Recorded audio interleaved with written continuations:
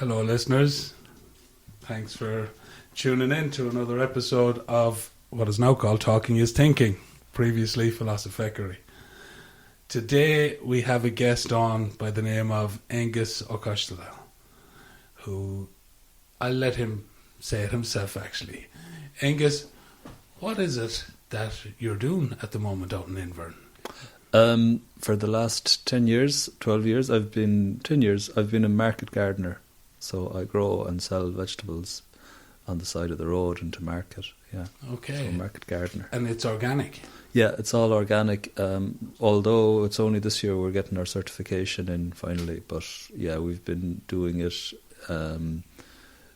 like this for a while. I mean, small scale, no chemicals, not much no use really of oil apart from our deliveries, and organic, yeah. Organic. Very good. I had the pleasure of going out there last week, and it's a beautiful place. Mm-hmm. It looks like a lot of hard work.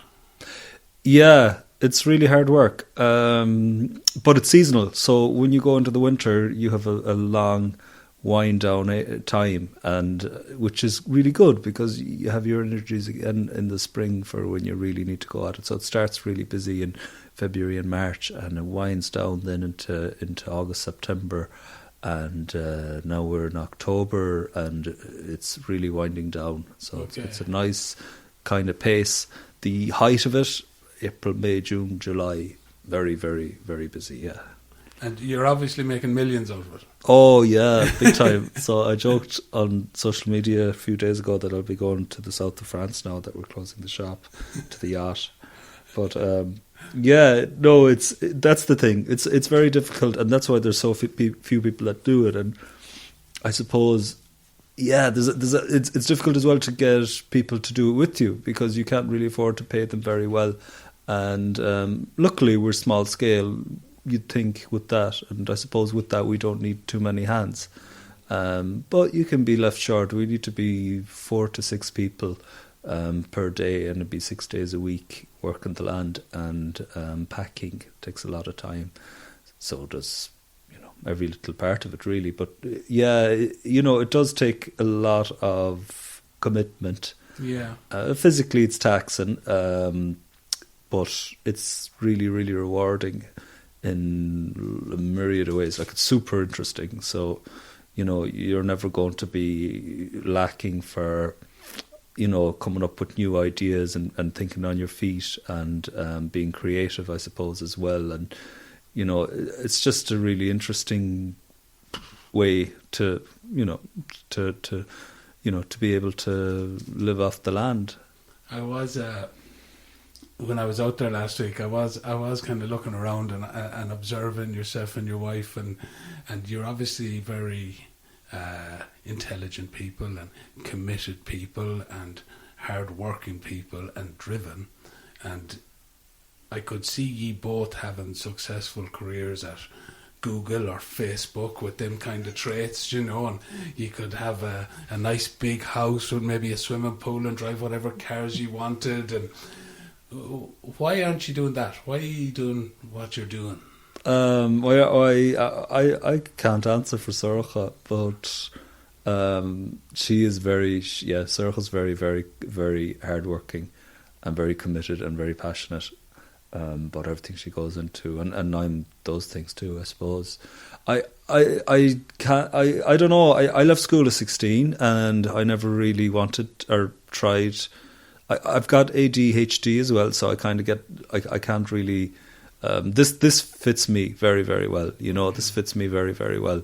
I like working with other people.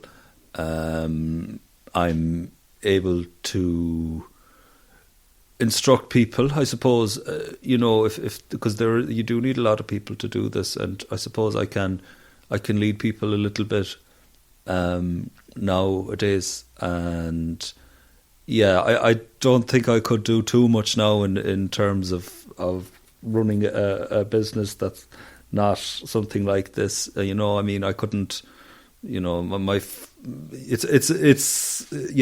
don't know where to go with the answer.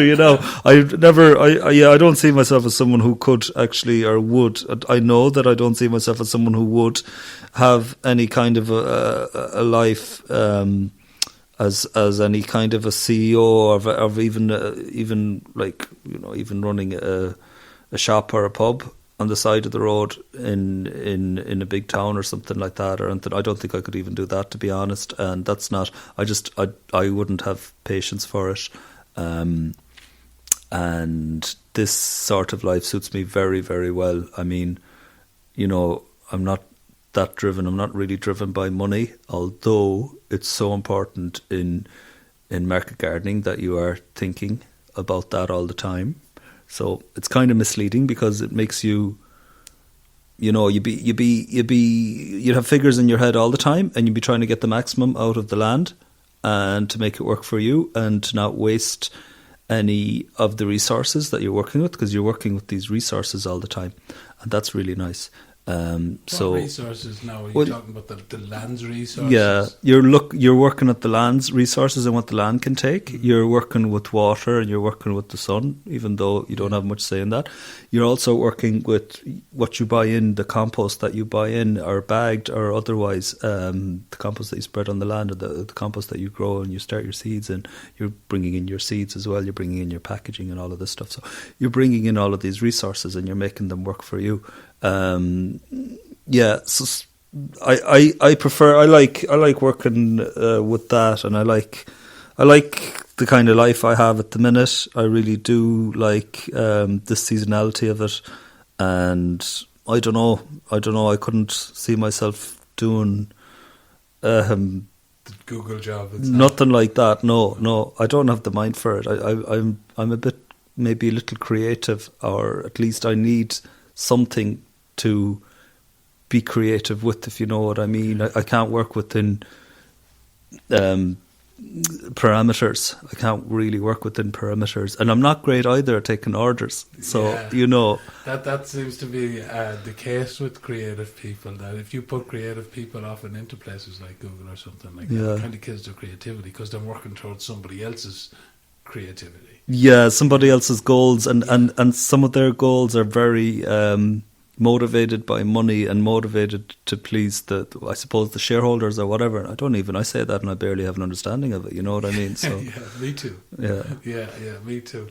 And so the nice cars or the holiday in the yacht in the south of France, they're really not. Can't stick it. No, I can't stick it. I just don't understand why people would drive a car that they don't actually own proper, or even if they do, why would they spend so much money, such a big bulk of the best of $1,000 or something on a something on wheels that just is meant to move them around. I mean, I don't. It doesn't make any sense. No, I'm with you. And also, why do people spend so much money on maybe big houses but a big Jeep and they never leave the town?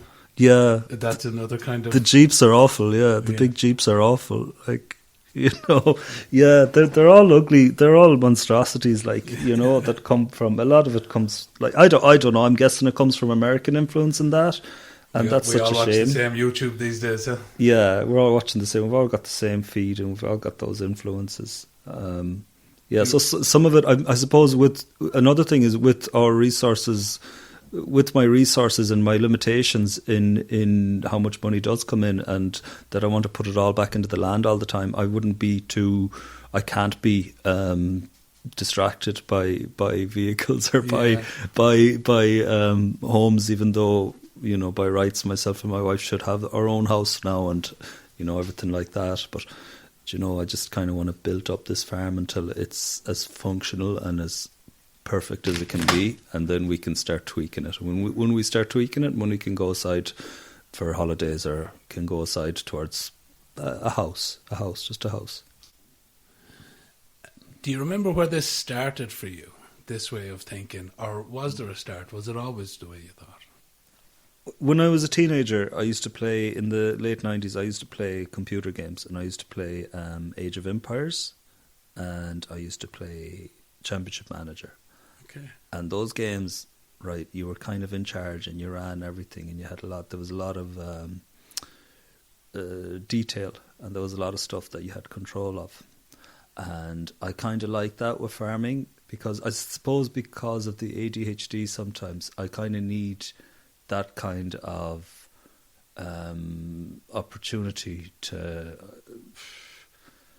Because of the ADHD, I think I kind of need opportunity like that and limitations like that and pressures like that, so that if I'm kind of if I've got a lot of responsibility and a lot of it is kind of a lot of detail, and everything is coming at me real fast and I need to react in real time, that I can do it well. So farming and market gardening suits me.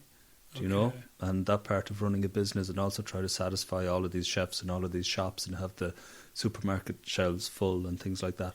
That all suits me, and I kind of found that out in my teens playing these computer games somehow, you know. So it's kind of funny, but because they're the kind of things that I like to do, and I'd get lost for hours playing Championship Manager, trying to get a really nice football team together and look at all the stats and all of the strong points of all of the players and meld them together and go out there and win a football game and go on a run and go along in the cup or whatever it was, you know. And then I'd play Age of Empires and I'd learn all about the different... in Age of Empires, you'd be managing a civilization or something like that. Yeah. And you'd be building it up from like the Stone Age through to the, you know, to the Imperial Age or something like that throughout a long time. And building a farm, a small-scale farm and a market garden was kind of like that a little bit for me, and I really liked that. And things throughout in my 20s, and I used to travel a lot, so I used to hitchhike around. I used to kind of make my way and decide things at the last minute, and I was kind of blown around from one place to the other, but I also had a lot of control. And I don't know, I need a little bit of guidance almost, or something like that. And I certainly need the responsibilities and the fact that you have to harvest this thing at a certain time, and you want to make sure that the shelves are full all the time in these shops, because if you don't, at the end of the year you'll look back and you'll see how much money you're down and how much finances you're down because you didn't do that, things like this. So I don't know, like I don't know when I figured out that this would work for me, but it certainly works for me, like, you know. It definitely does. There seems to be an element of you like bringing order to chaos there. Yeah, I do. But you need the chaos to bring the order to it. I think I need the chaos. I need the chaos. I need the chaos, or I kind of procrastinate. And when I procrastinate, I really don't get anything done, and I find everything so interesting. And I'd be like, I'd find everything really, really interesting. So the internet is ridiculous, and having it in my phone in my pocket is really difficult for me, and my wife would really say that. And we use like the social media that I use on Instagram and Facebook. People always say, that's brilliant, you're always doing interesting stuff on that. But my wife would tell you totally the opposite, you know. Like I'm using it way too much, I'm on it way too much, I'm trying to be as intricate and as detailed with it as I can, and it just takes way too much time, you know. I get you. I think the whole world is captured now by social media these days, you know. There really are. There's some marvellous elements to it, so there is. But it's brilliant. I just spoke last week on this podcast about how amazing it is for getting people back to the land. And it's really cool. Like, it really does get people out of their armchairs and out of their sofas, off their sofas, and it kind of does get them to work the land and understand the beauty of it, but, you know, also see the possibilities of having it pay for your way through life as well, you know. Yeah. The land pay for your way through. Yeah. I mean, I started farming. I started farming in 2013, and it was only in 2016 that we started selling our vegetables.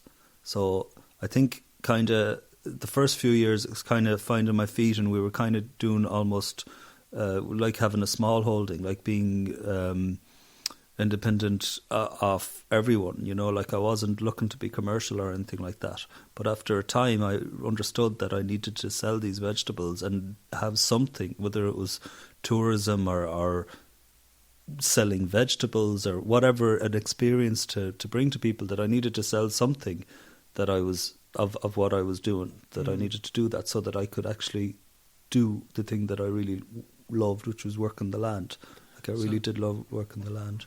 So for 3 years you nearly weren't selling anything, and you I was on the dole. Didn't intend on selling anything. You wanted to live off the land itself. I was on the dole, and I kind of wanted to live off the land itself if I could. Yeah. And I had done permaculture in Australia. What is permaculture? Permaculture is like I think it's like permanent agriculture. So it's kind of living very close to the land, and I suppose it marries kind of architecture and having a home that's kind of tied to the land, and it also is the way of using resources very kind of responsibly, you know.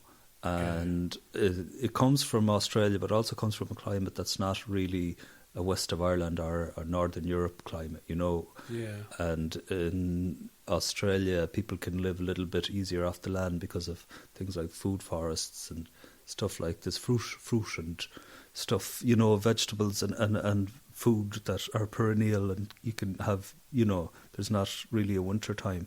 So I think people can live easier off the land than you can in Ireland, and also the need to heat a home and everything means that we have to have bigger, stronger buildings that are able to take the weather. But permaculture does come from Australia, and it kind of comes from, it's like a marriage of living off the land and also being responsible and having the building that is passive enough and, you know, lies on the land well and everything else. Yeah. So that's permaculture. So I was studying that in Australia, and I thought that I could kind of replicate and do a little bit in Ireland, but it's just more hard work in Ireland because you have to save all of your vegetables and get through the winter. You have to work pretty hard, and sometimes the amount of work and the amount of calories you use is not levelling up with the amount of food that you can kind of get into your body, you know. So permaculture, there's a lot of hippies that do permaculture, and it suits them idealistically for a while, but then when a push comes to shove, you realise that to live off the land, really, in our climate, you need to work pretty hard, and you do need to have something at the end of the day to give to somebody outside of your farm so that you can take in some income that you can actually live off the land and live off the farm, I think. So that's kind of where I got to. So 13 and 14 seasons were fine, but by 15 and 16 we needed to be selling the vegetables, and I was learning about growing them, and we started to sell them on the side of the road initially, and that was really great. And after that we started going into shops with them and to restaurants. What other places did you travel? You travelled a bit, didn't you? Yeah, I travelled a lot in my 20s. I started in America. I was living there for 2 years, and then I kind of travelled up and down the coast and inland and a few places. And I used to be in San Francisco, so I was influenced by, I used to read a lot of Jack Kerouac's books, and I wasn't like doing any drugs or anything, I swear to God. You didn't go on a school bus? Oh, I didn't go on a school bus. Oh, stop. There was dark sides to that as well. I heard of a bus going to Birmingham once, and everyone was so stoned that they drove their double decker into a bridge and lost. You know, so so San Francisco. Anyway, there was a darkness to some of the big partying that was happening there. But like reading about Kerouac they used to indulge a lot, you know. But reading about Kerouac and about people like that, and the poets, the Beats, and all of these, and all the hippies, and all the music that was coming up off Hippie Hill, not far away from where I was living, and everything else. It was just like, it was really romantic for a couple of years, and I was very much into travel, and I was very much into living in hostels. I lived in a hostel for nearly 2 years, and I had a lot of friends. From one to another? No, I was in one. I bounced around a tiny bit, but I found one that I liked, and there was an Irishman that ran it, and he trusted me to do night shifts, and I looked after security, and I did the night shift. And in the end, after a couple of months of doing it, he gave me the weekend. So I would do every Friday and Saturday night. I'd do 12-hour shifts. He gave me a room in exchange. And then I'd just work during the week. I was moving furniture mostly. Okay. Yeah. And I was moving furniture for another Irishman. And yeah, it was brilliant. So I was travelling around as much as I could then, extra cash. I'd go up or down the coast, and my friend had a car. My friend Pádraig from Invern, some of his family were over there, and they were working in construction, and he had a car, and we'd travel up and down a lot, and we went to all of the big sites. We would have gone to Yosemite, and we'd have gone up to the Redwoods, and would have seen a lot down to Big Sur. And there's massive nature over there, huh? Unreal, yeah. Them Redwoods so nice. Over the other side of the Golden Gate Bridge. So. Yeah. Even going up over the Golden Gate Bridge was just so inspiring. So there's a lot of nature. There was everything. It had cowboys in places, it had gangsters in places. You know what I mean? It had black culture. It had Italian culture. It had a lot. Like San Francisco was 7 miles by 7 miles, but it had so many different cultures. There was a Chinatown, there was a Japantown, there was all of us Irish out there.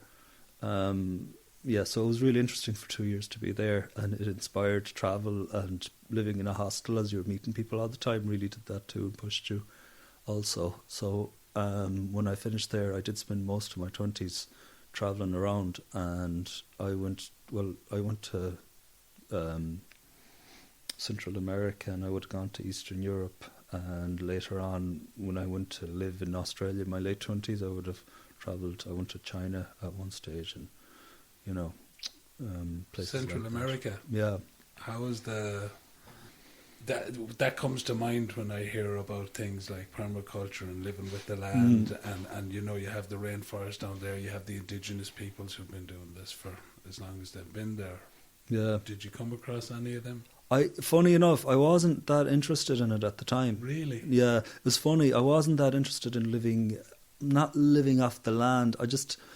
I wasn't that interested in that. I was more interested in travel. I was kind of a seeker at that time. Huh? You were a seeker at that time. I was, yeah. I did think in my 20s in my teens that I was at a disadvantage because I couldn't get schooling, and I couldn't get, school. I couldn't get it. I couldn't understand it. I couldn't make it work for me at all. Like I'd be just looking out the window the whole time, and I was terrible at it, and I caused a lot of trouble, and I would have driven teachers crazy. And that was within the class. But then at lunchtime and everything else, everyone would have thought I was quite quiet and, nearly introverted, but I had a lot of friends too. But in the class, I was a wreck. I just used to wreck their, You were the spanner in the works. I was. And I couldn't help myself. I just couldn't, I just couldn't conform, and I couldn't learn either. I actually couldn't take things in properly. I'd just get bored very quickly. So later on, I kind of used my 20s to soak in everything I could. And then when I got to my late 20s and into my 30s, and I'd spent time on building sites and I knew how to work. Yeah. And because of that, it was very easy for me to kind of teach people and not inspire them, but to motivate people towards doing a good day's work alongside me. And I was motivated too. And I was driven. And all throughout my 30s, I was driven, and I still am today. But I did use my 20s to soak in everything I could, and in my 30s, it just started to come out, and I made it work, and I built the farm, I suppose, with a decade of just really hard work in my 30s. And was it the Australian experience that really made it click? Actually, this is something with me in the land. It was two things in Australia. One was permaculture. One was an awakening of permaculture, because in my 7, 8, 9 years old, I used to clean my father's onions and his carrots in the fields. That was my job of weeding and doing these jobs. Yeah. So that was my job, and I loved it.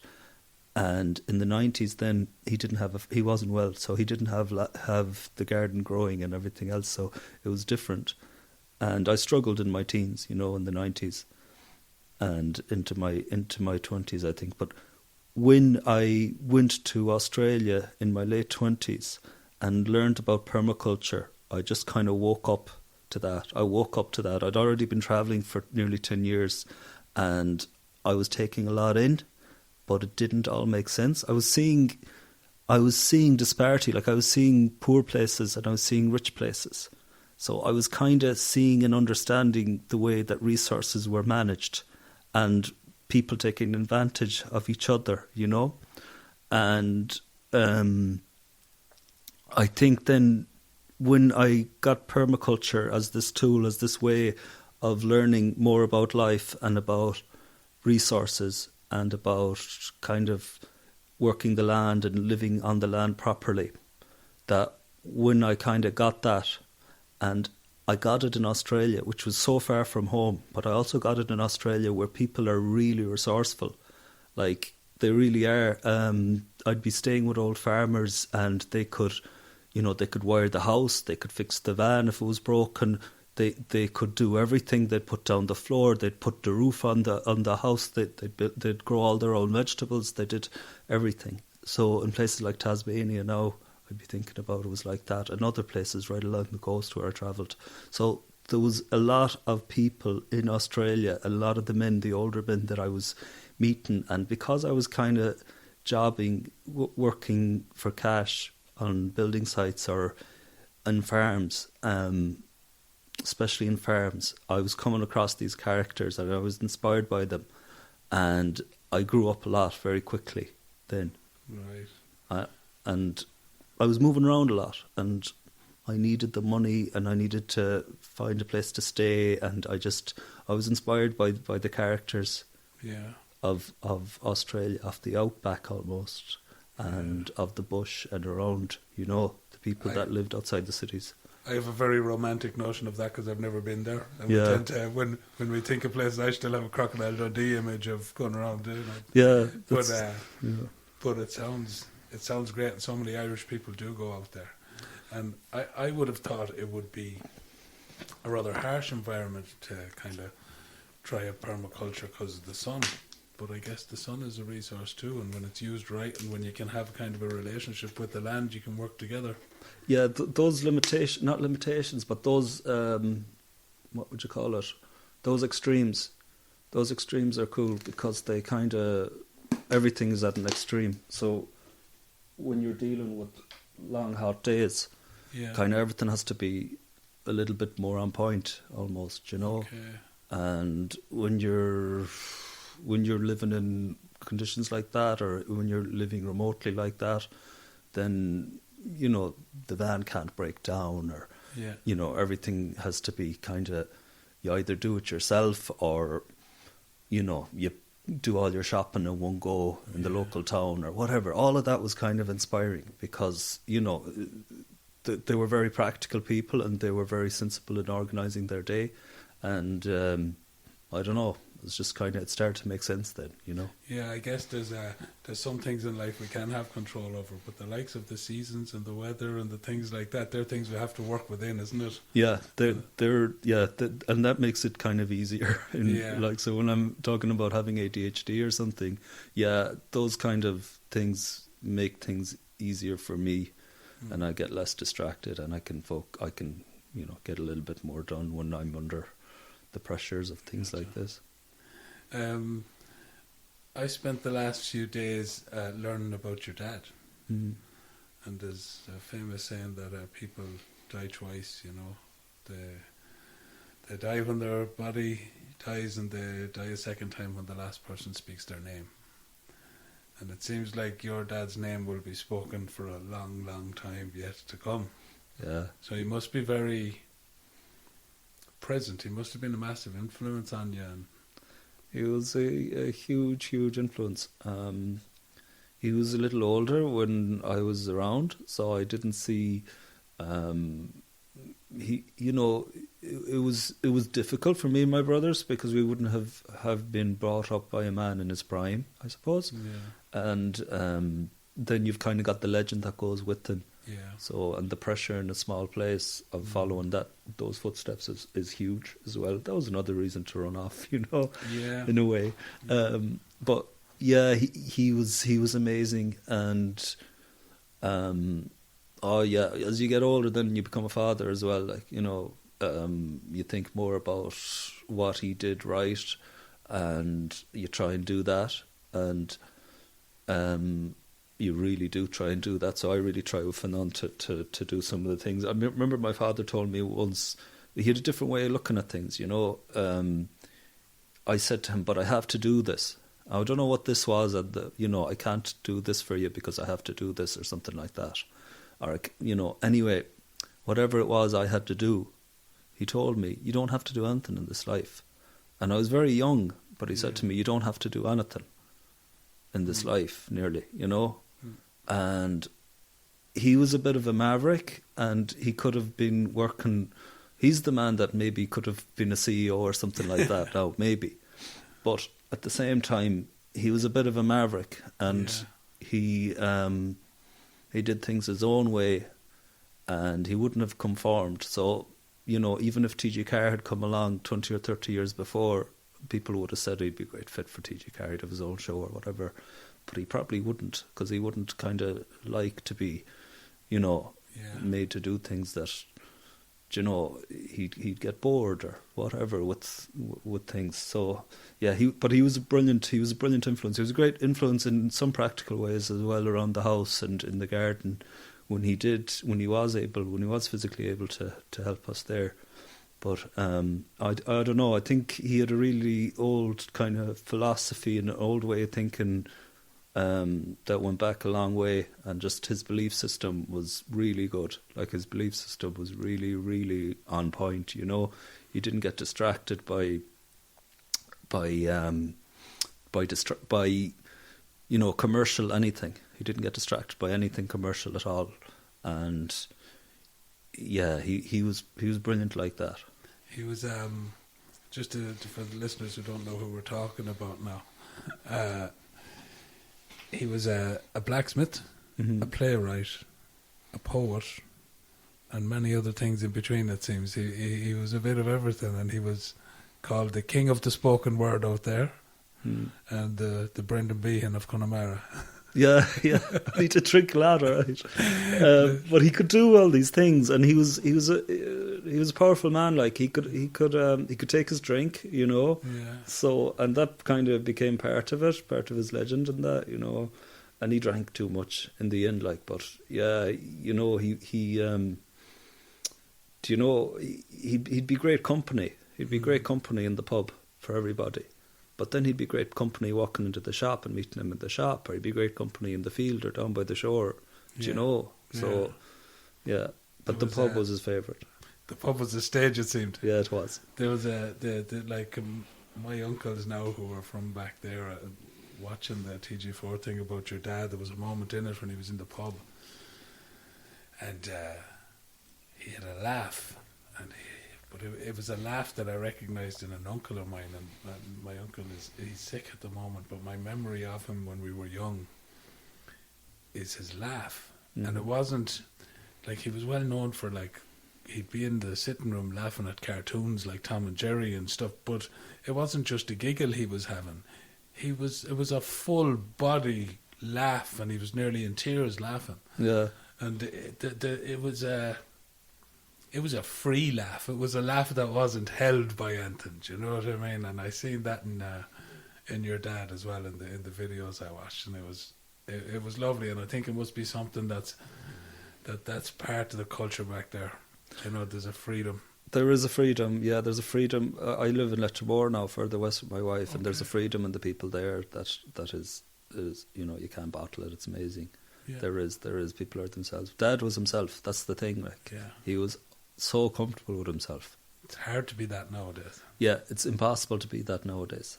As all the good things you talk about social media, it hooks us into a story of what we're supposed to be as well, though. Also, you know, and it does negate that freedom a little bit. There's it's something we could go deep into, but sure, we'll talk about the farm. Yeah, we'll talk about the farm. You're right on the coast there. How do you deal with the salt air? I mean, there's famous lines in Irish history about Heller to Connacht because you can't grow anything out there. So all the people that weren't following the rules were pushed that way because it was so hard to grow out there. Did you find things when you were away and able to bring them back here that you were able to implement here? I didn't work on kind of traditional farms when I was away. I worked more on small holdings. I didn't work on productive vegetable farms or commercial entities, you know. So I didn't come back. I kind of had to start at home. I had to start in 13 and 14 learning how to farm, really. But I'll say that, like, what I did find, what is true of our farm is there's no one else farming around us, and we're not in East Galway, and there's no influence. So it took me only until this year to start the process of getting organically certified. But the funny thing getting organically certified is that you're asked, you're put in changeover from chemical agriculture to, and there's this period where you go from chemical agriculture to organic growing.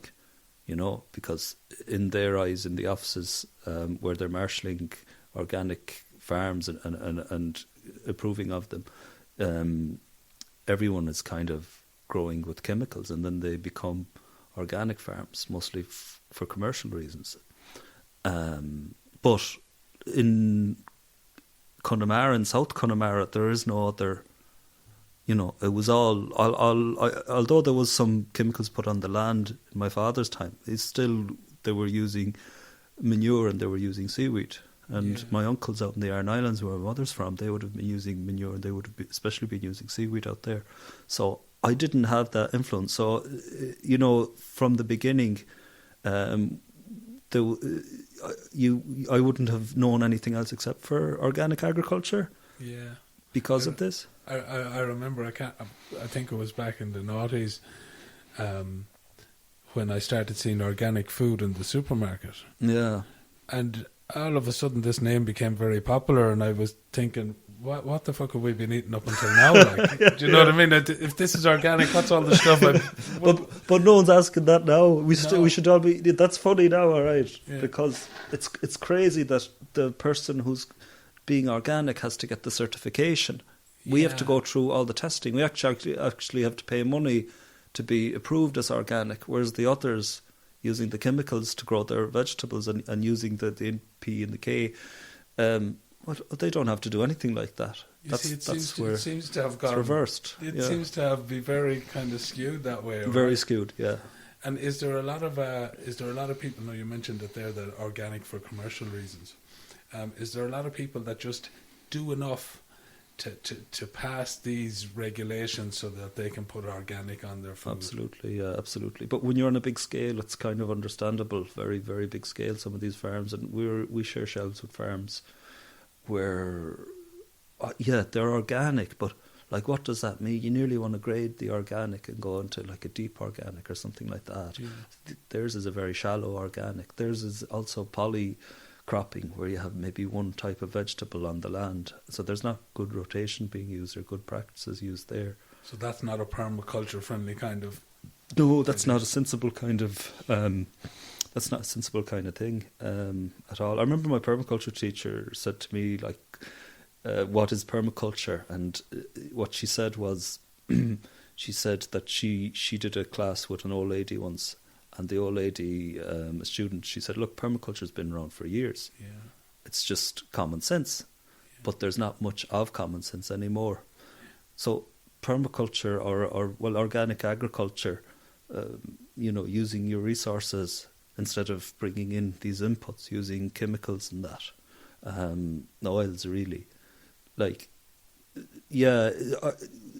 we farmed like that because I'd kind of seen my father farm like that, and it lent itself very well to a small scale farm, and it lent itself to the ideals that I had about going down to about clearing out my neighbour's shed and taking the old manure, or going down to the seaweed that's pulled up, that's washed up on the shore in the winter time.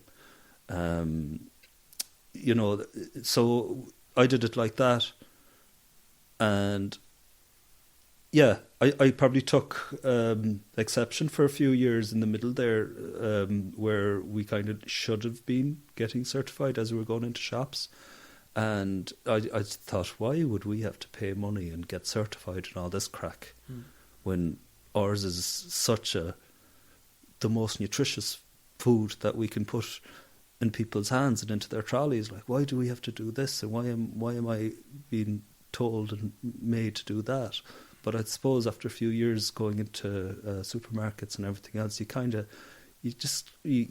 get used to following rules, I suppose. So finally now, this year, we're going to be organically certified. And probably commercially, I should have done it a long time ago, but I wasn't really thinking commercial, you know? Yeah. That thinking commercially is a hard thing to come around to. Yeah. Especially... Yeah, it is actually, yeah.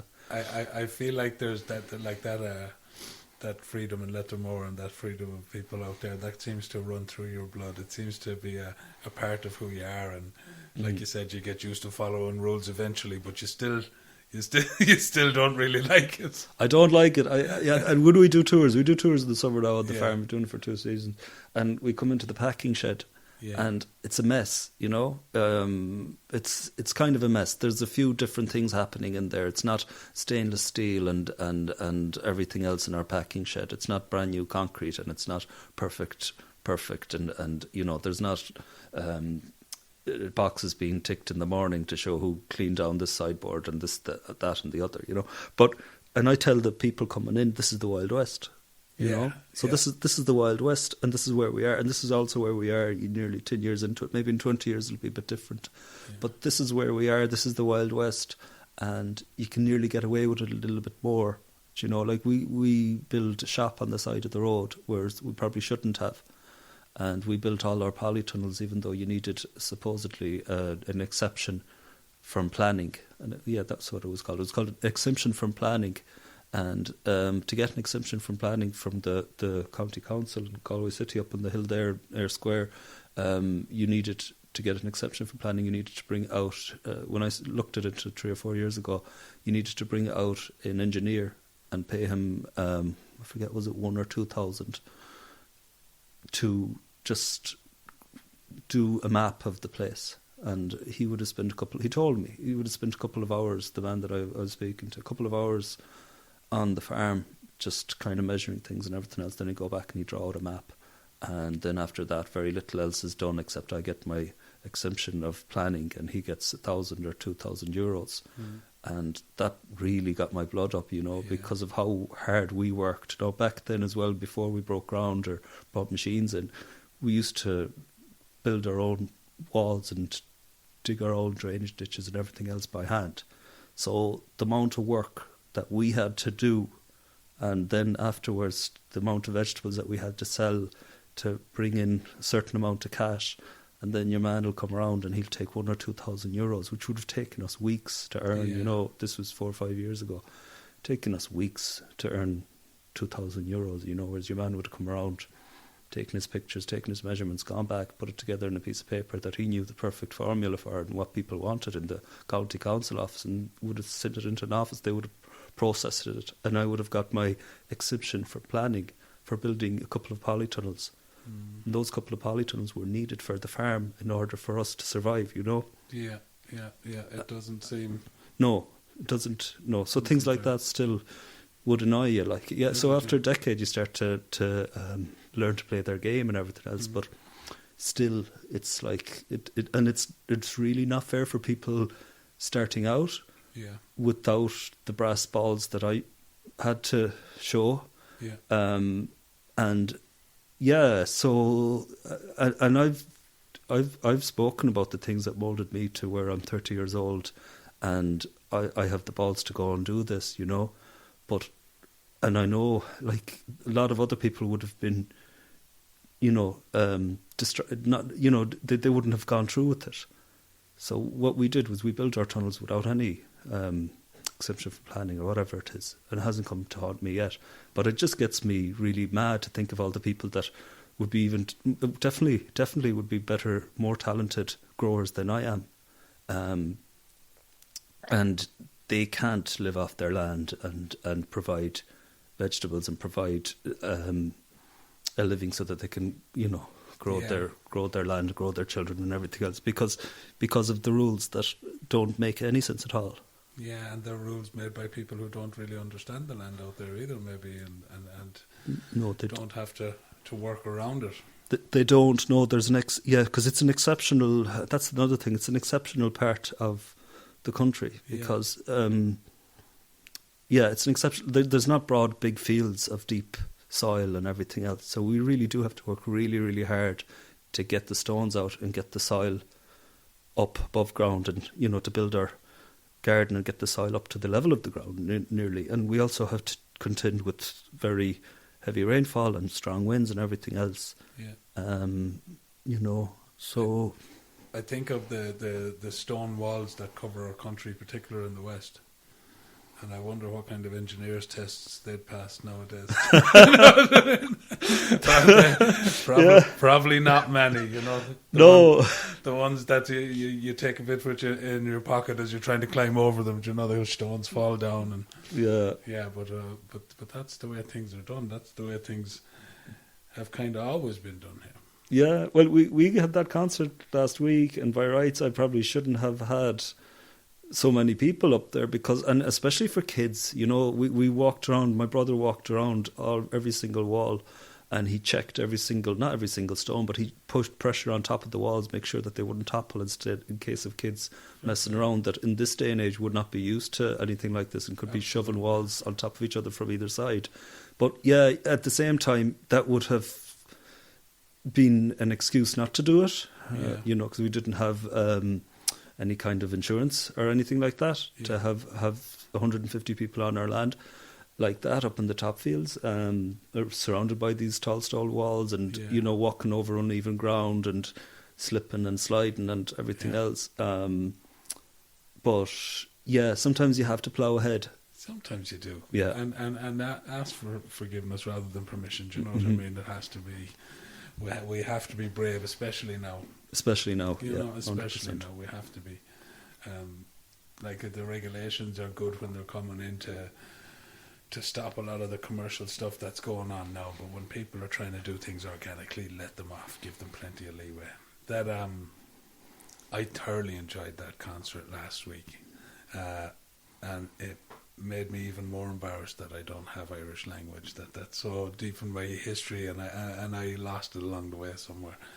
But sitting up in that field and down in the corner, you had the stone walls going around. We walked through the polytunnel to get there, and in the corner of the field, then there was a little stage, and then there was natural banking coming back up from that, and you had blocks placed around the place, and then scaffold planks across it, and it was like a mini coliseum pointing towards the corner there. I thought it was class, and Jesus, if you had brought engineers in there and started putting up gates and barriers and it would have absolutely ruined it. Yeah. It was beautiful, and I loved seeing. I was telling my partner who was with me that the kids going around look so healthy, and they're going around and they're getting dirty and they're not bothered by it, and the parents aren't bothered by it, and there was no flashy people there. Do you know what I mean? There was some. I remember looking around at one stage, and I thought, this is such an interesting place to be. There was the musicians playing music on the stage, and then I looked to the top of the hill, and I caught a kind of silhouette. There was a man sitting up there with a big harp in front of him. And then I looked to my left and behind me, and there was a very interesting chap there. He was a huge man. He had a suit jacket on him, a big beard, and a kind of a top hat.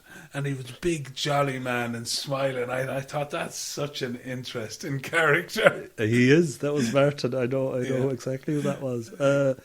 He is, yeah. I think you're right with the parents that brought the kids up, especially, that they did have that little bit of a streak in them, that boldness, and the kids are used to being out in the outdoors, and that's why they encourage it, and they brought them there, and they know us, and they know kind of what to expect, and I think they knew their kids were safe, and yeah, it was a good place. It was a good place. It's a good place all the year round, but it's only the sheep that get at it, you know. But yeah, it's a beautiful place to do that, and it worked. It's lovely, and the music then. He had some really top musicians come there. Brilliant musicians. I was wondering, how do you get this lady to come back from Nova Scotia and play in the corner of a field in the west of Ireland? How did that come about? She was a last minute friend of Brendan's, Brendan Begley. Okay. And just like, yeah, having Brendan Begley made a huge difference. Having Seamus Begley's brother and having a Begley up there on our hill made a huge difference. It pulled in a name like Ronan O'Snuddy, pulled in a name like that, would have pulled in the people as well. But they were so suited to the place, and they were such a couple of rebels, and they're such genuine men, you know, real comfortable in their own shoes, and they sang and they played the music, and so. But Brendan's friend Rosie came probably to the country to spend some time there, and she probably told him she was around, and he said, look, I'm going up to Clifton to the Arts Festival. That's another way we got Brendan, because I knew he was at the Arts Festival the night before, and he was in our neck of the woods. So I did some homework there, but I did try a few people that couldn't make it, but it was all very kind of last minute. But I would have been ambitious in that, and yeah, it was cool because Ronan O'Snuddy knew the farm, which is kind of really cool, and now he's texting me, and he's so sound, and so that's really, that's really nice. Yeah. But 10 or 12 years down the line, to have people that actually know the farm and kind of come on the back of that a little bit as well, like Ronan did, which is really, really cool, and it suited him. The place suited him. I really hope that element grows. I'd love to see in 10 years that it's a big music thing at the end of your harvest year. Yeah. That'd be fabulous. I think it was Brendan Begley and the lady Rosie that told the story that showed their rebelliousness. They were out with another famous musician in Paris, and he brought them to a fancy wine shop, and they bought a bottle of wine, but the musician had to go somewhere else, so he asked them to mind this very expensive and irreplaceable bottle of wine. And sure, the night got long, and they played music into the night, and the bar closed, and there was nothing else around, and Brendan said, sure, give me the bottle. He said, and then they cracked it open and they drank it, and the next day he got a phone call saying, have you got the wine? And his answer was, you shouldn't leave a sheep with a fox. I thought that was classic. That's so funny. Yeah. It really shows that rebelliousness in them, and that rebelliousness that I think is in the land out there. So it flows through the people. There's something special about it. The community out there. Could you do what you do without the community out there? Well, I don't know. I suppose the one thing is that you'd get people complaining, probably, if you were in the suburbs of Galway or something. I'm sure you would. You get people complaining about, about all this plastic, or about, the shop right on the side of the road, or, about the comings and goings, and about the loud music, if we came to that. There'd be many things that they would maybe find fault in. The people around here, I know we're in your place now, we're not on the farm, but the people in Connemara are very accepting. I think what helped a lot was they knew my father when I was away. I came back and I started that in 16, opened the shop, and it was flying from the beginning. And, I think a lot of it, I'm guessing a lot of it was my father's influence. He was long gone then in 16, he was 10 years gone, but they trusted us, and we're on the side of the road, the only road, and they saw how hard we worked. They saw how hard we worked to get that whole field into lazy beds and so on. And when we started selling on the side of the road first, it was so busy. We were selling potatoes mostly, and it was so busy. And then after that, going into the shops, we always had good. People were very loyal, and that's been really good. And the other nice thing is, because it's not only local people, There's a lot of blow-ins. There's a lot of people coming from, there was a lot of people coming out on the bus even from Galway City. Not a lot, but a few coming out on the bus from Galway City and for the day. And, it was that kind of, it was kind of the people that kind of believe in something like that. We didn't have money for advertising or anything like that. It was all done on social media. There wasn't anyone behind it. There wasn't anyone behind us.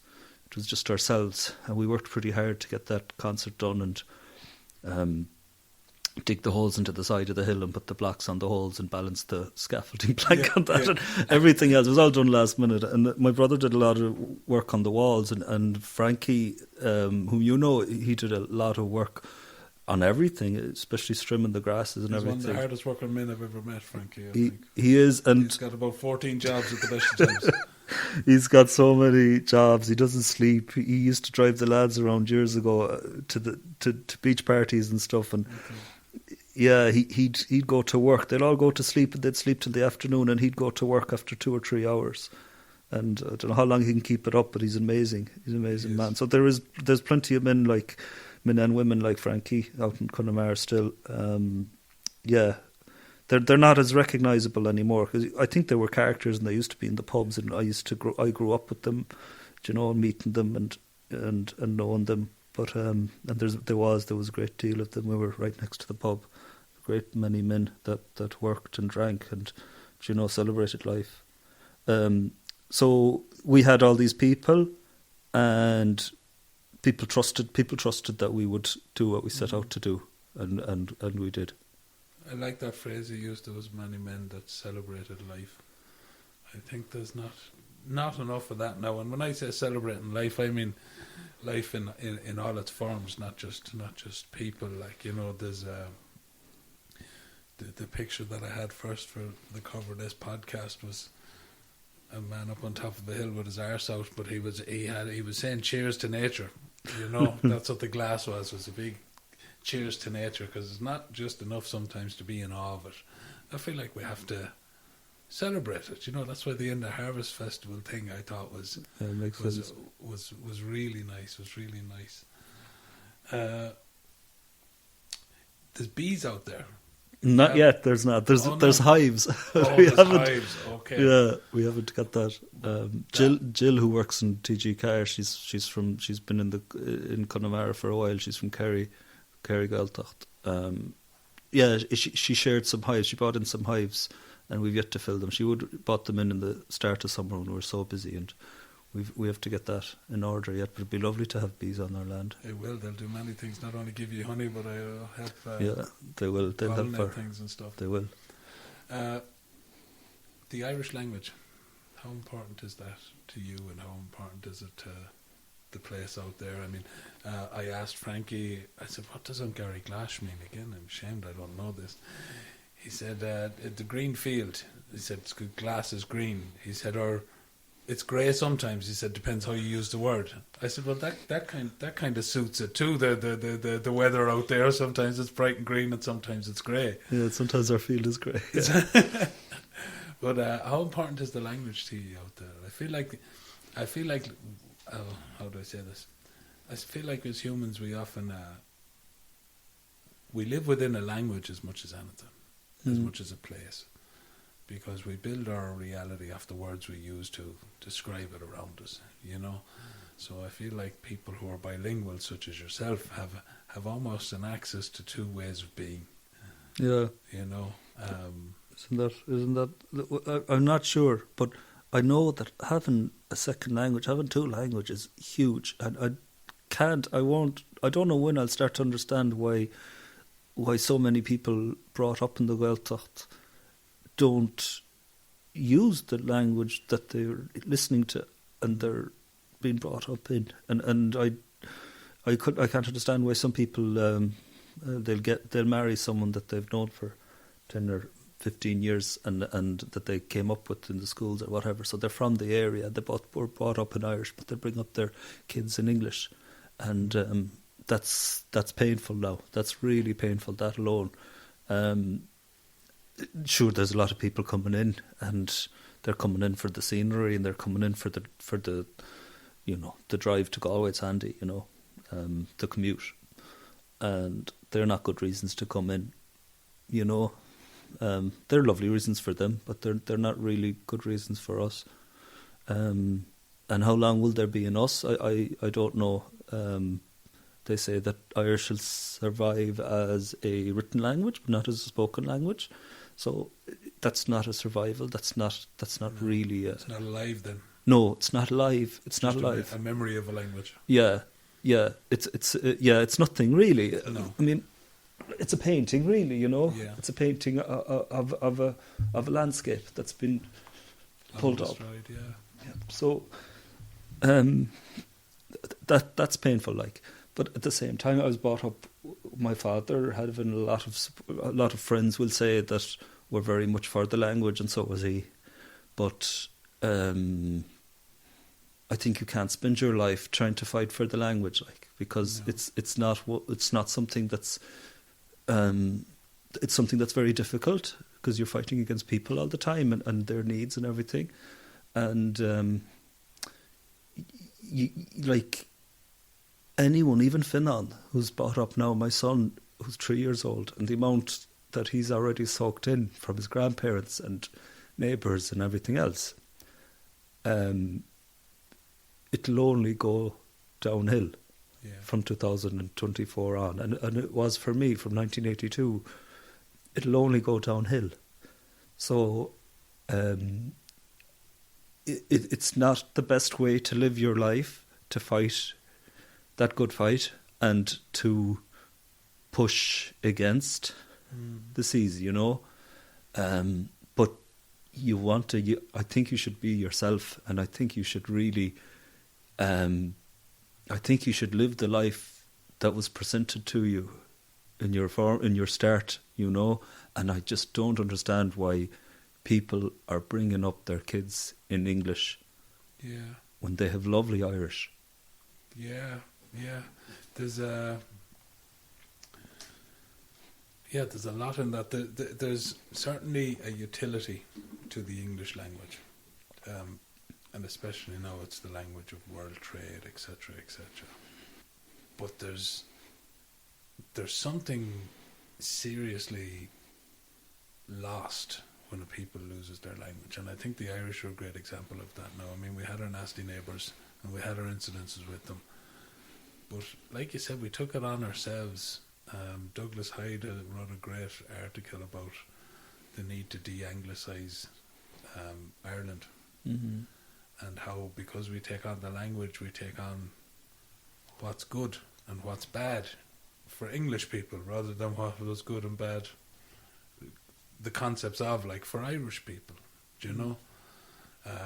Now, I know my mother was brought up in Irish, but they moved in the 1950s into Galway from Littermore, and they were slagged for being Irish speakers. Do you know what I mean? It was like, oh, that's so backwards. That's the backwards way of thinking, and this has continued. Now, there's a bit of a reversal on that in later life, but there's some things that even the poem your dad wrote, Angus, about you, I asked my mother to translate it for me.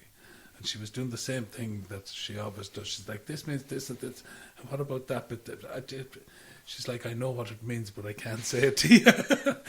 And she talks about when she goes to funerals out in Connemara. And she says, in town they say things like, I'm sorry for your troubles, I'm sorry for your troubles, I'm sorry for your troubles. She said, but out there they say something different. And I said, what is it? And she said, it doesn't translate directly, but it's something like, I'm glad your troubles aren't my troubles. She said, but it's a different way of looking at the world by the language that you use. And I feel like whatever Irish identity people are missing, or people feel like we've lost most of it by not using the language. Yeah, I definitely, and I'm not innocent in this either. I've lost it too, but yeah, some might get it back. Yeah, we might get it back. Yeah, I mean, it could happen. It could happen in a few generations that we might get it back. Because people will start to people will start to look like we're looking a little bit now, but people will really start looking properly deeper on where we're going, and they might identify it like you've explained it there. So maybe, I mean, if the kids that are coming up now are as intelligent as people are saying about them, well, then they will eventually. They will start, and they might do it properly. They might do it properly. It's a language, like, There's enough in the last 100 years of, microphones and everything that has recorded that, the intricacies of it can be replicated. And that's something. And that's not our reality, but it will become a reality. It could become a reality in a few generations for the kids coming up, and they'll make it into something else. But that needs to happen, though. That's the thing. That needs to happen.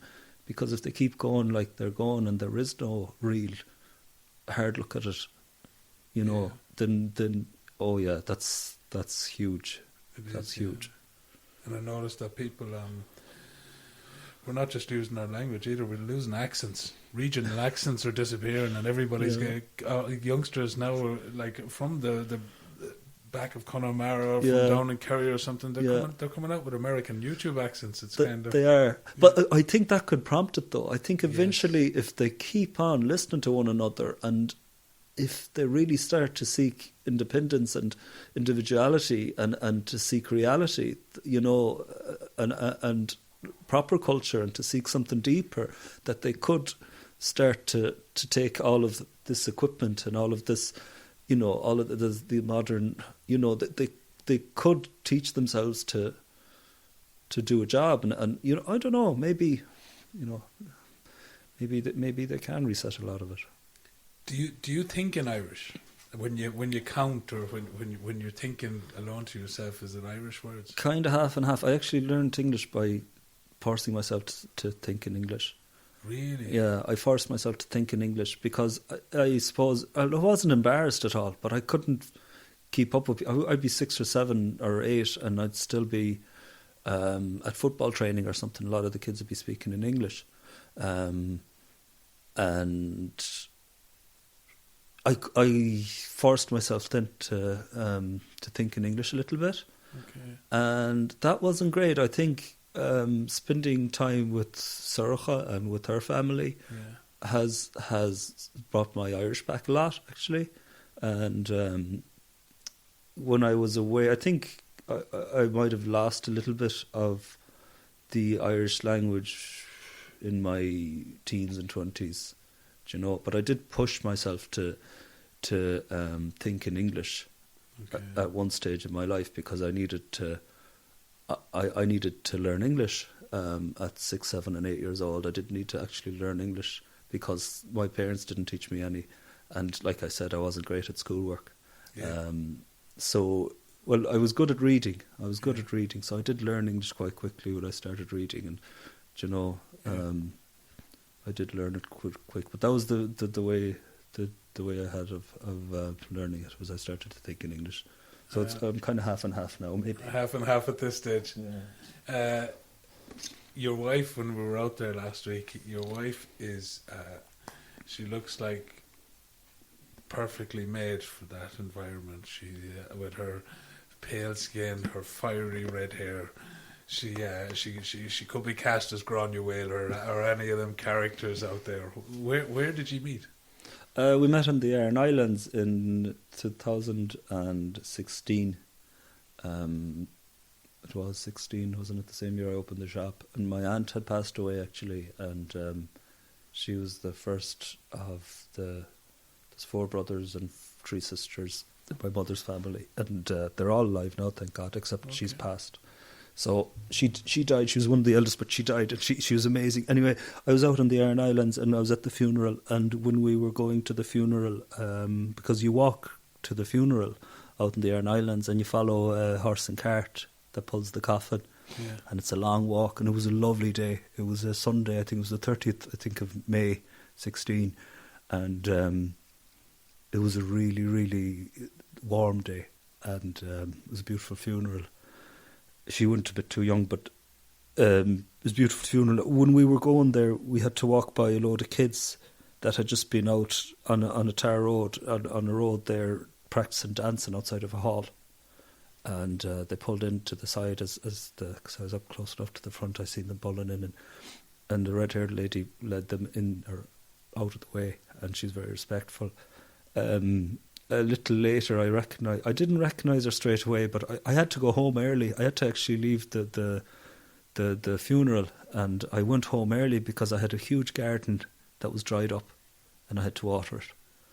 And I went out on the boat, and I met her waiting by the shop. I met Sorcha, and I knew her in passing. Like, you know, I knew her because Connemara is a small place.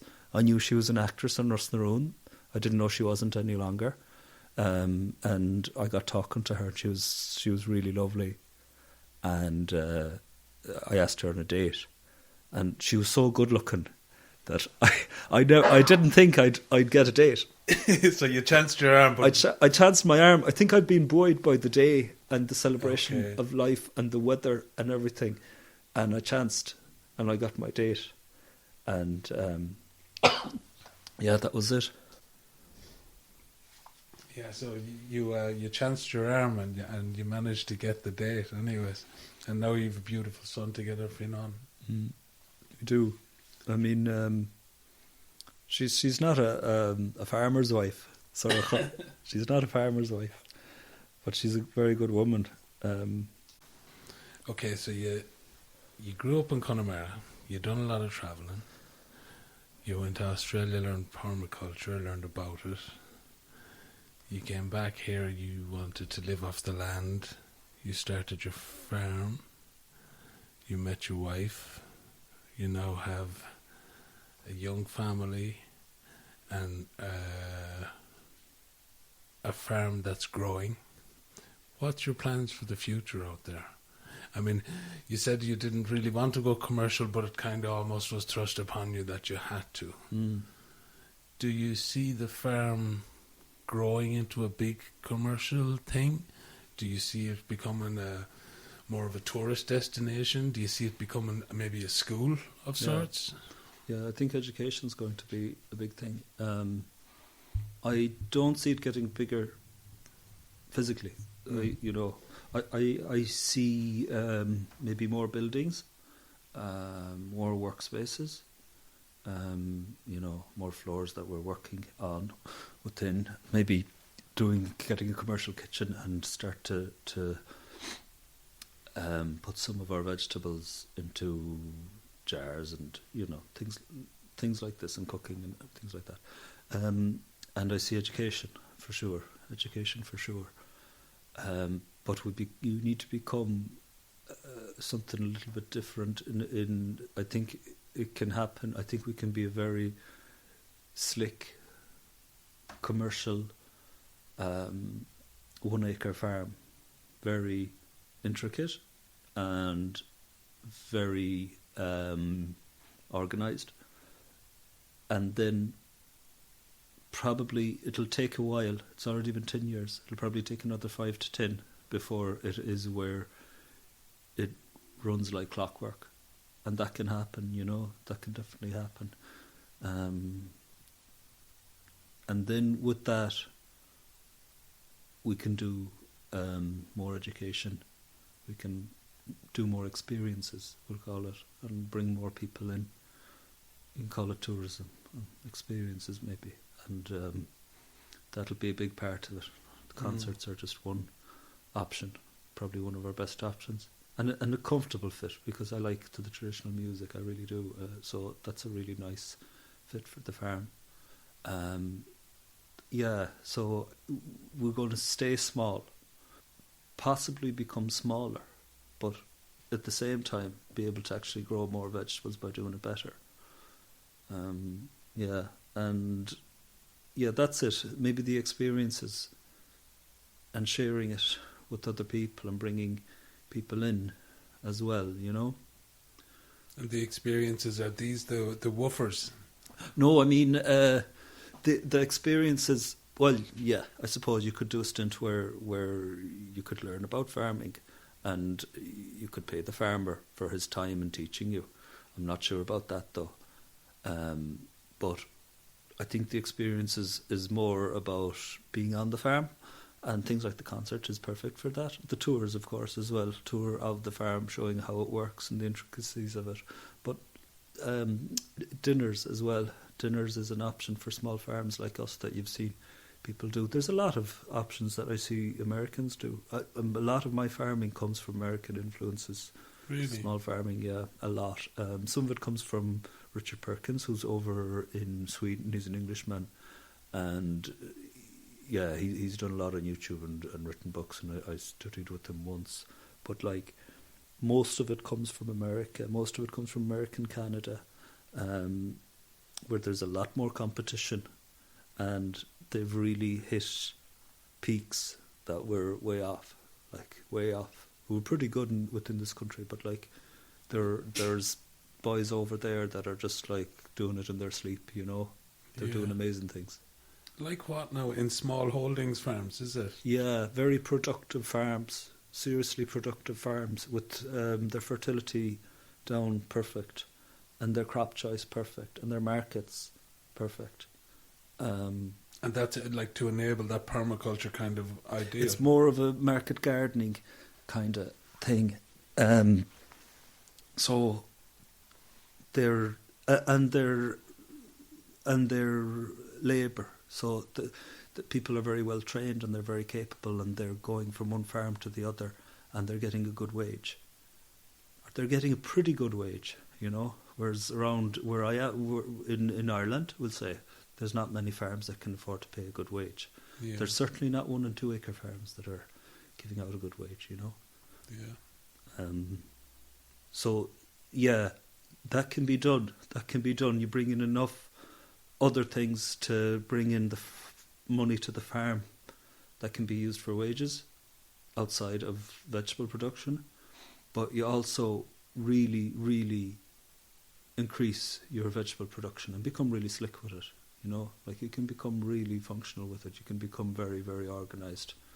Is there a maturing of the kind of plants life itself in the ground that takes time to happen? I have a very rudimentary. This is me listening to my girlfriend about her garden, so I'm unsure. But I'm wondering, does productivity grow over time in the farm? Fertility can be improved on, yes. Okay. But crop choice is huge. So crop choice is huge. So if you have a market for it, and you can go towards creating parts of that market and encouraging it. But if you have a market for it, you're good. So we grow maybe 20 different crops. When I started out, I grew 40 plus, and I would have grown cauliflowers and leeks, a lot of potatoes, and we would have grown a lot of vegetables that really don't make sense on a 1 acre farm. On a 1 acre farm, you're looking for fast growing salad crops and fast growing roots, maybe, you know. So you're looking for all of these really fast growing roots that aren't in the ground for a long time. Salad crops aren't in the ground for a long time, and when they come up, they're replaced almost instantly.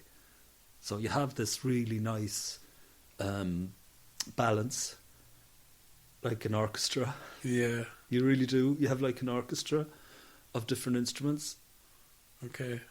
Coming in at certain points. So you have this really nice, you know, symphony happening within the year, right? Yeah. And so you've got something coming out of the ground and something perfectly placed to go in there, take its place. And you're not sowing too much of anything, so there's not much waste. Yeah. And you're definitely not sowing too few of anything. So at all times, the supermarket shelves and the shops that you serve have their shelves quite packed, you know. I get you, yeah. And the half a dozen plants or vegetables, say salads especially, that you're that are leading the whole thing are always there for you, you know. And then you bounce around behind them with bringing other colour and other vegetables and other tastes in, you know. And it's really, it's kind of cool. It keeps it very interesting, trying to create a balance, and that's really interesting. So, but I'm realistic. I think it'll take another 5 to 10 years to kind of get it down, even though it's been 10 already. Just kind of you need a long time to kind of do it. But it's kind of the course we're on at the same time, with the amount of shops that we're in, and kind of where it's a very organic growth of our markets, where we've been, where we are now, and where we were 3 or 4 years ago. Yeah. It's really happening very nicely. I wouldn't push it too much. But yeah, apart from that, and that's mostly on me. But then the people working with me is going to be a big deal. And I started with willing workers on organic farms with woofers, which is what I did once upon a time in Spain and in Australia, working on farms in exchange for room and board. That was it. That was all. We started with that, and then now the exchange is more monetary, but educational too. Yeah. If you can, directly educational, where you're taking time with a whiteboard to teach young people that want to grow vegetables, mostly because they want their own farm. So that's where we need to go with it, and hopefully go to where we can have people on minimum wage, local people on minimum wage, that, you know, that want to do it for the labour and also for the lifestyle. You know, really for the lifestyle and the outdoors and everything. That, and you know, people coming in and staying in the house and mostly taking the learning, and eventually, you know, those lads will only be there for a season or two at the most before they go off and start their own farm. But they learn a lot. They learn a lot in that time. You learn so much much in that time. I like the analogy you used of the orchestra and the music, because I often use it myself as something when things start going really well and really smooth, and suddenly it's like we're like the band at the end of a tour, you know, when everything is on point, you know what I mean, compared to the band at the beginning or the middle, where things are still getting worked out. Don't come and see us at the start of our tour. Just come to the end. Catch us at the end when everybody knows what they're doing. Yeah, no, it's a special place out there, and I think it's a special thing you're doing. I really do. I think it's lovely. I hope it goes really well for you into the future, and we'll see what the band is like at the end of the tour. You know what I mean? Yeah.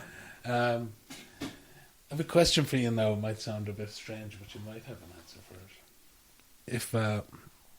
If we were to write a new story about our relationship with nature and about man's place in the world and about how we should be treating nature, or how we think about it, if you could put one sentence into that story, what would it be? I don't know why it came up so quick, but stay put.